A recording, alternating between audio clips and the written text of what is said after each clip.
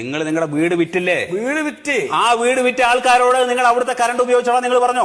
അതെന്തിനാണ് പറഞ്ഞത്? നമ്മളൊരു വീട് കൊടുത്തതിന് അതിന്റെ ഉള്ളിൽ കറണ്ട് ഉണ്ടെങ്കിൽ പറഞ്ഞിട്ട് വേണോ ഉപയോഗിക്കാൻ? അങ്ങനെ നിങ്ങളുടെ പേരിലുള്ള കറണ്ട് എങ്ങനെ അവർ ഉപയോഗിക്കുന്നത്? എന്റെ പേരിലെ കറണ്ട് പറഞ്ഞ വീട് കൊടുത്തില്ലേ? വീട് കൊടുത്തു, പക്ഷെ നിങ്ങൾ കറണ്ട് കൊടുത്തിട്ടില്ലല്ലോ. കറണ്ട് KSEB അല്ലേ?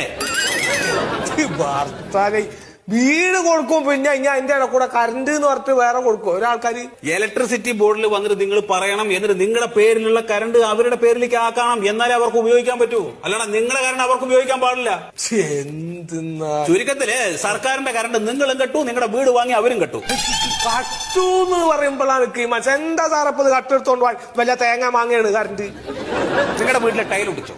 ടൈലൊട്ടിച്ച ഒന്നും പറയണ്ട പൊന്നാര സാറൊക്കെ ലാഭത്തിന് കുറച്ച് ടൈല് കിട്ടി.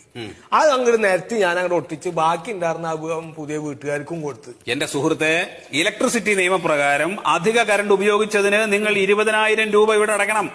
20,000 ഉറുപ്പ്യ? എന്താ പറയുന്ന പൊന്നാര സാറ ടൈലിനും കൂടി ആയിട്ടില്ല എത്ര